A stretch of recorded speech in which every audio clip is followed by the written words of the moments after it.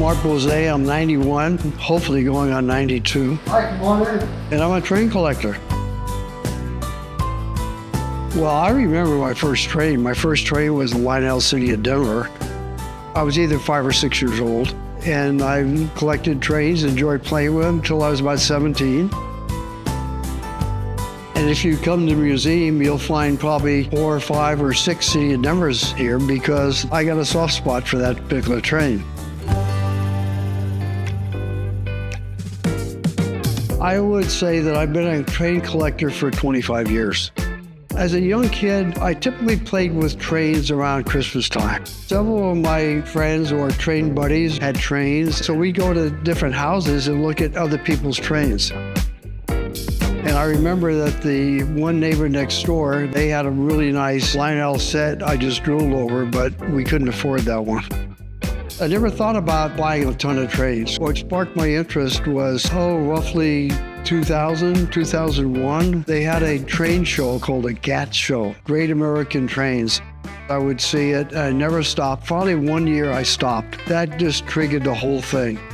I was about 65 or 66 at the time, and I bought a couple of trains, and it just took off. I was the kid in the candy store just buying trains. This is a very unusual piece right here. It's actually a post-war Lionel called GG1, but it has a custom bipolar pre-war top on it. I don't know how many of those they made. It was custom made by a collector.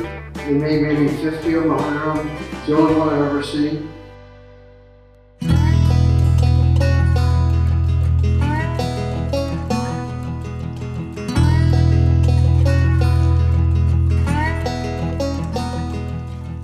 Having built this museum, what was most rewarding was finally seeing it open to the public.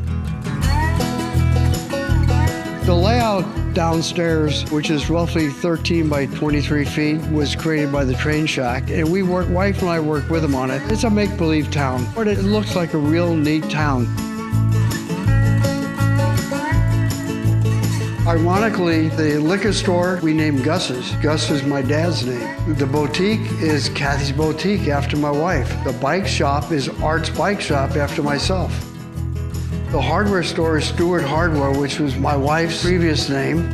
My other wife, she was Laura, and we have a building named after her, Laura. My contractor, Roger Eggers, we named the sawmill Eggers Sawmill. And the movie theater is playing Forrest Gump, my wife's favorite movie. When I met my wife, both being widowed, it turned out her former husband, he had LGB trains. What a coincidence. The LGB trains that were running on our overhead used to belong to my wife's husband. Each of the buildings have names that mean something to us. They're either family members or people who are involved in the museum. To think about living in a city like we've created, I think it'd be nice, because growing up in New York City in the 30s and 40s and 50s, we're talking big time. We're talking subways, L's, which is what we call their elevator trains, buses and trolleys, and excellent transportation. And it's just totally different from a small town that has none of that. Creating our own little town, it had a nice feeling because we were making a town that would have been nice to have grown up in that town.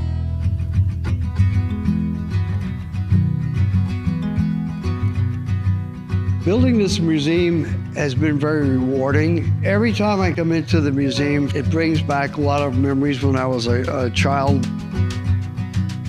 One time, a couple had a birthday party for like a 4 or 5-year-old. All of the children they brought with them, they're all dressed with engineers' hats and bandanas, and they stood on the observation car that we have and took pictures. And that's probably one of the nicer moments that we've had here. Now we got this guy here.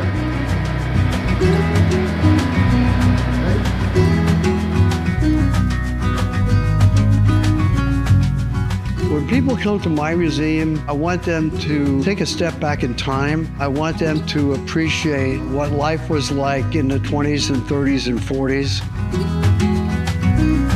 Sharing this museum with young kids, it's just great. Being able to share these things with the younger generation. I'm lucky I'm 91, I'm still playing with trains.